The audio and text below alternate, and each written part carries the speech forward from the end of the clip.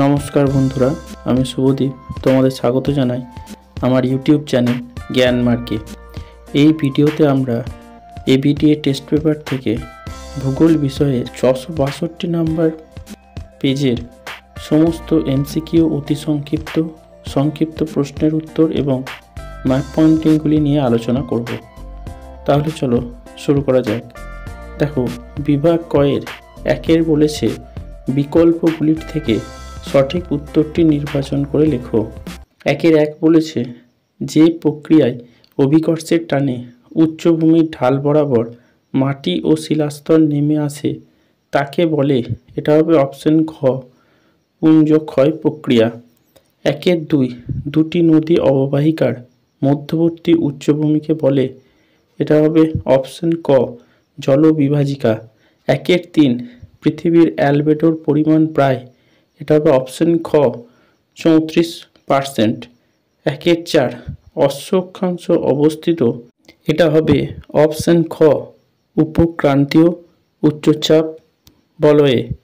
এরপর একের 5 বলেছে প্রদত্ত কোন বর্জ্য পদার্থটি জৈব অভঙ্গুর বর্জ্য, এটা হবে অপশন ঘ, সবগুলোই।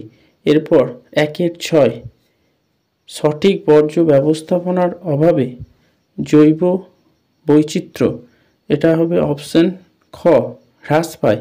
একের 7 মরা কোটালের সময় চন্দ্র ও সূর্য পৃথিবীর সাপেক্ষে নিম্নলিখিত কোণে অবস্থান করে, এটা হবে অপশন খ, 90 ডিগ্রি। একের 8 সমুদ্র স্রোত সৃষ্টি নির্ভর করে, এটা হবে অপশন ঘ, সবকটি ঠিক। একের 9 ভারতের রাজ্য পুনর্গঠনের মূল ভিত্তি ছিল, এটা হবে অপশন ক, ভাষা। একের 10 কেন্দ্রশাসিত অঞ্চল লাদাখকে পৃথক করা হয়েছে, এটা হবে অপশন খ, জম্মু কাশ্মীর থেকে। একের 11 ভারতের বৃহত্তম বহুমুখী নদী উপত্যকা পরিকল্পনা হলো, এটা হবে অপশন খ, ভাকরা নাঙ্গাল। একের 12 ভারতের পশ্চিমী ঝঞ্ঝা প্রধানত দেখা যায়, এটা হবে অপশন ঘ, শীতকালে। একের 13 ভারতের দীর্ঘতম জাতীয় সড়কটি হলো, এটা হবে অপশন ঘ, 44 নম্বর জাতীয় সড়ক। একের 14 ভারত থেকে প্রেরিত কৃত্রিম উপগ্রহ হলো, এটা হবে অপশন ক, IRS। এরপর 2 বলেছে নিম্নলিখিত বাক্যগুলি শুদ্ধ হলে পাশে সু আর অশুদ্ধ হলে পাশে অ লেখো। দেখো, 2 একের 1 বলেছে উষ্ণ মরু অঞ্চলে বায়ুর কাজই প্রধান, এটা শুদ্ধ। 2 একের 2 বলেছে নিরক্ষীয় জলবায়ু অঞ্চলে ঋতু পরিবর্তন লক্ষ্য করা যায়, এটা কিন্তু অশুদ্ধ। 2 একের 3 বলেছে তরল বর্জ্যের বৃদ্ধির ফলে ভৌমজলে দূষণ ঘটে, এটা শুদ্ধ। 2 একের 4 বলেছে ভারতের একটি বনভিত্তিক শিল্প হলো কাগজ শিল্প, এটাও শুদ্ধ।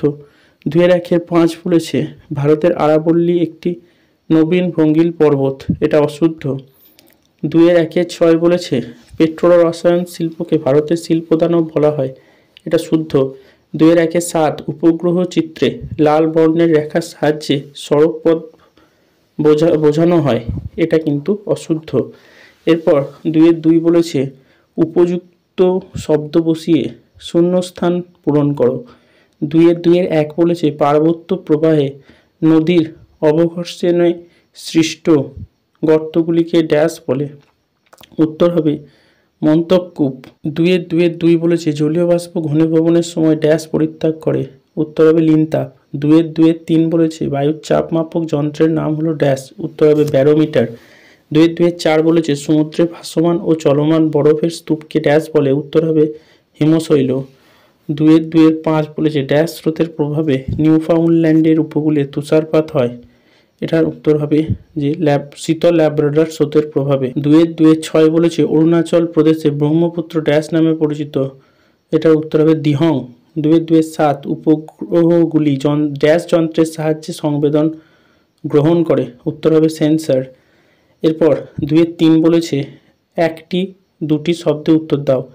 2 3 1 বায়ুপ্রবাহের সমান্তরালে সৃষ্ট বালিয়াড়িগুলিকে কি বলে, উত্তর হবে শিপ বালিয়াড়ি। 2 3 2 বলেছে বায়ুমণ্ডলের সর্বনিম্ন স্তরটির নাম কি, এটা হবে উত্তর ট্রপোস্ফিয়ার। 2 3 3 বলেছে একটি গ্রিনহাউস গ্যাসের নাম লেখো। উত্তর হবে মিথেন। 4 বলেছে পৌরসভার বর্জ্যের উৎস কি? উত্তর হবে গৃহস্থালী, বাজার, স্বাস্থ্যকেন্দ্র, অফিস, রেস্টুরেন্ট, বিদ্যালয় প্রভৃতি। এরপর 2-3-5 বলেছে দক্ষিণ ভারতের সর্বোচ্চ শৃঙ্গের নাম কি? উত্তর হবে আনাইমালাই পর্বতের আনাইমুদি। 2-3-6 বলেছে ভারতের বৃহত্তম উপহ্রদের নাম কি? উত্তর হবে চিল্কা। 2-3-7 বলেছে সেন্সার বলতে কি বোঝো? দেখো উত্তর হবে সেন্সার হলো একটি সংবেদনশীল যন্ত্র যা বহু দূরে থেকেও বস্তু সম্পর্কে পুঙ্খানুপুঙ্খ তথ্য সংগ্রহ করতে পারে। এবার 2-3-8 বলেছে দুটি বাগিচা ফসলের নাম লেখো। উত্তর হবে চা আর কফি। এরপর 2-4 বলেছে বাম দিকের সঙ্গে ডান দিকের গুলি মেলাও। দেখো 2-4-1 বলেছে মিয়েন্ডার, এটা হবে অপশন 3 মধ্যগতি। 2-4-2 বলেছে মাজুলি, এটা হবে অপশন 4 ব্রহ্মপুত্র। 2-4-3 বলেছে বায়ু দূষণ, এটা হবে অপশন 1 সিএফসি গ্যাস। 2-4-4 বলেছে পারাদ্বীপ, এটা হবে অপশন 2 ওড়িশা। এরপর বিভাগ গ বলেছে 3-এর দাগেরগুলো নিচের প্রশ্নগুলির উত্তর দাও। 1 বলেছে অবরোহণ কি? উত্তর হবে বহির্জাত যেসব প্রাকৃতিক শক্তি ও প্রক্রিয়াগুলির মাধ্যমে ভূপৃষ্ঠের উঁচু জায়গাগুলি ধীরে ধীরে ক্ষয়ে গিয়ে ক্রমশ নিচু হয়ে যায়, সেই প্রক্রিয়াগুলিকে একত্রে অবরোহণ বলে। অর্থাৎ ভূপৃষ্ঠের উঁচু ভূভাগগুলির উচ্চতা হ্রাসের প্রক্রিয়াকে অবরোহণ প্রক্রিয়া বলে। 3-1 অথবাটা বলেছে লোয়েসের সংজ্ঞা দাও। উত্তর হবে জার্মান শব্দ লোয়েসের অর্থ হল স্থানচ্যুত বস্তু। মরু অঞ্চলের বালি বায়ু দ্বারা বাহিত হয়ে অন্যত্র অপসারিত হয়ে কোনো অবনমিত অংশে সঞ্চিত হয়ে যে সমভূমির সৃষ্টি হয় তাকে লোয়েস সমভূমি বলে। যেমন চীনের গোবি মরুভূমির বালি উড়ে গিয়ে হোয়াংহো অববাহিকার সঞ্চিত হয়ে লোয়েস সমভূমির সৃষ্টি করেছে। এরপর 3-2 বলেছে সমউষ্ণ রেখা কাকে বলে?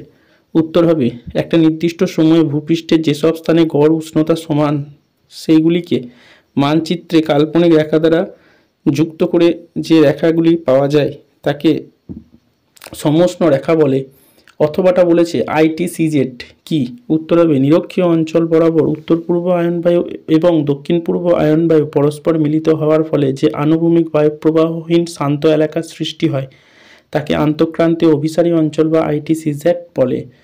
এরপর 3-3 বলেছে ল্যান্ডফিল কি? উত্তর হবে যে নির্ধারিত স্থানে কঠিন বর্জ্যগুলিকে একটি বৈজ্ঞানিক উপায়ে সঞ্চয় করে তাদের বিয়োজন ঘটানো হয় সেই স্থানগুলিকে ল্যান্ডফিল বলে। এরপর 3-3 অথবাটা দিয়েছে কম্পোস্টিং কাকে বলে? উত্তর হবে প্রাণীদের মলমূত্র সহ পচনশীল জৈব পদার্থগুলিকে আলাদা করে সেগুলিকে যন্ত্রের সাহায্যে চূর্ণ বিচূর্ণ করে ব্যাকটেরিয়ার দ্বারা সেগুলির পচন ঘটিয়ে হিউমাস জাতীয় পদার্থে পরিণত করা হয়। এই হিউমাস জাতীয় পদার্থগুলিকে কম্পোস্ট বলে, আর যে প্রক্রিয়াতে এটি করা হয় তাকে কম্পোস্টিং বলে। এরপর 3-4 বলেছে কচ্ছের রণ কি? উত্তর হবে কচ্ছ শব্দের অর্থ হলো জলময় দেশ। গুজরাট রাজ্যের কচ্ছ উপদ্বীপের উত্তর পূর্বাংশের প্রায় 73,600 বর্গ কিমি বিস্তৃত লবণাক্ত জলাভূমিগুলিকে বলে রান। তাই এই সমগ্র অঞ্চলটিকে কচ্ছের রান বলা হয়। এই অঞ্চলের উত্তরে জলাভূমিকে বৃহত্তর রান এবং পূর্বের জলাভূমিকে ক্ষুদ্রতর রান বলা হয়। এরপর অথবাটা বলেছে দুন কাকে বলে? উত্তর হবে দুন কথাটির অর্থ হলো দুই পর্বতের মাঝে নিচু জমি। শিবালিক ও হিমালয়ের মাঝে সংকীর্ণ দীর্ঘ ও নিম্ন উপত্যকাগুলিকে দুন বলা হয়, যেমন দেরাদুন। এরপর 3-5 বলেছে বান ডাকা কাকে বলে? উত্তর হবে বিশেষত বর্ষাকালে ভরা জোয়ারের সময় সমুদ্রের জল স্ফীত হয়ে নদীর মোহনার মধ্য দিয়ে প্রবল বেগে নদীর উজানের দিকে এগিয়ে চলে, একে বান ডাকা বলে।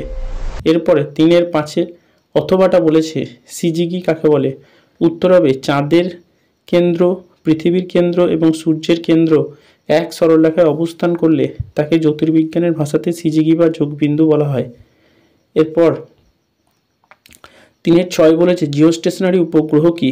উত্তর হবে যে সকল উপগ্রহগুলি ভূপৃষ্ঠ থেকে প্রায় 36,000 কিমি উঁচুতে পৃথিবী নিরক্ষরেখা বরাবর পশ্চিম থেকে পূর্বে আবর্তন করে সেগুলিকে জিওস্টেশনারি উপগ্রহ বলে, যেমন ইনস্যাট।